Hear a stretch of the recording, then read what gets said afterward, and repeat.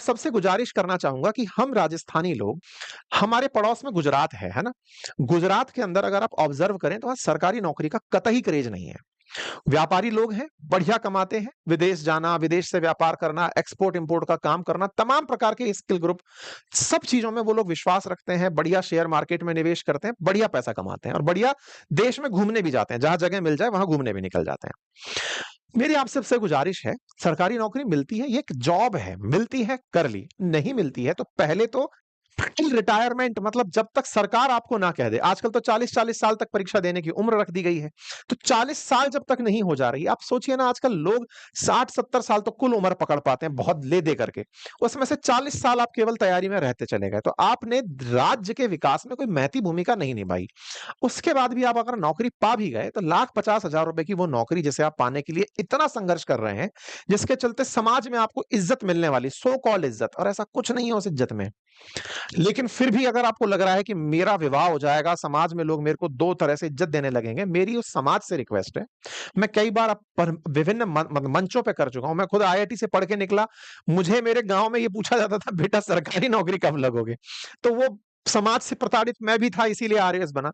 लेकिन उस आरएएस को बन के छोड़ा भी इसलिए ताकि समाज को जाके ये संदेश दे सकूं कि आप ना टैलेंट को मत बर्बाद करिए और अब मेरे गांव में धीरे-धीरे इस बात को लेकर के थोड़ी सकारात्मकता आ भी रही है।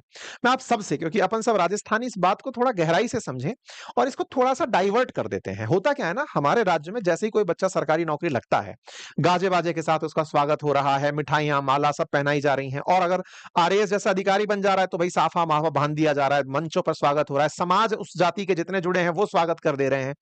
आप सबसे गुजारिश है, समाज के जितने भी वरिष्ठ जन हैं, उन सबसे निवेदन है मेरा, अगर आप कर सकें, तो आप अपने आसपास का ऐसा कोई भी युवा, जो 30 से 40 साल की उम्र में है, 45 साल तक की उम्र में है, जो कम से कम 10 लोगों को खुद की वजह से रोजगार दे रहा है।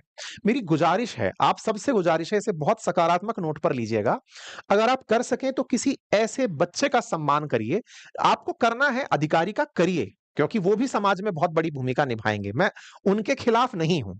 बस मैं इस चीज़ के साथ हूँ कि जब आप इस तरह के व्यक्ति का समाज में सम्मान कर रहे हो, तो एक ऐसे बच्चे का भी सम्मान कर दीजिए, समाज में ऐसे युवक का भी सम्मान कर दीजिए, जो हो सकता है उस कार्यक्रम में टेंट लेकर आया हो। हो सकता है उस टेंट वाले ने आपके गाँव के 10 बच्चों को रोजगार दिया हुआ हो।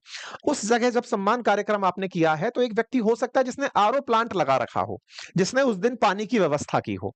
उस बच्चे को भी बुलाइए, उसका भी सम्मान करिए ये कहते हुए कि ये हमारे राज्य के सही मायने में निर्माता हैं। क्योंकि आप अगर सभी लोग प्रशासनिक अधिकारी बन जाएँगे, तो प्रशासन करेंगे किसका? हमारे राज्य में सबकी ज़रूरत है। शिक्षा